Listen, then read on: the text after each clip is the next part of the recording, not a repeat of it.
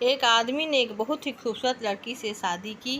शादी के बाद दोनों की ज़िंदगी बहुत प्यार से गुजर रही थी। वह उसे बहुत चाहता था और उसकी खूबसूरती की हमेशा तारीफ किया करता था। लेकिन कुछ महीने के बाद लड़की चर्म रोग से ग्रसित हो गई और धीरे धीरे उसकी खूबसूरती जाने लगी।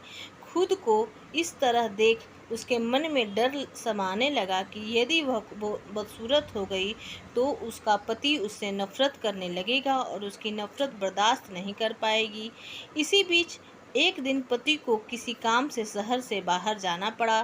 काम खत्म कर जब वह घर वापस लौट रहा था तो उसका एक्सीडेंट हो गया। एक्सीडेंट में उसने अपने दोनों आँखें खो दी।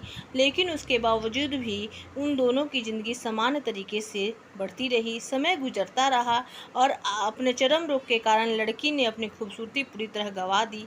वह खूबसूरत हो गई लेकिन अंधे पति को इस बारे में कुछ भी पता नहीं था। इसलिए उसका उससे खुशहाल वैवाहिक जीवन पर कोई प्रभाव नहीं पड़ा। वह उसे उसी तरह प्यार करता रहा। एक दिन उस लड़की की मौत हो गई। पति अब अकेला हो गया था। वह बहुत दुखी था। वह उस शहर को छोड़कर जाना चाहता था।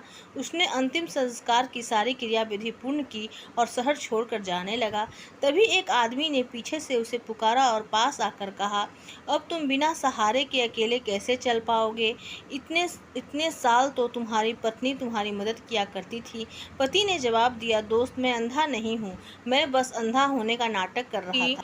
यदि मेरी पत्नी को यह पता चल जाता कि मैं उसकी बदसूरती देख सकता हूँ तो वह उसे उस रोग से ज़्यादा दर्द देता। इसलिए मैंने उसके इतने साल अंधे होने का दिखावा किया। बहुत अच्छी पत्नी थी, मैं बस उसे खुश रखना चाहता था।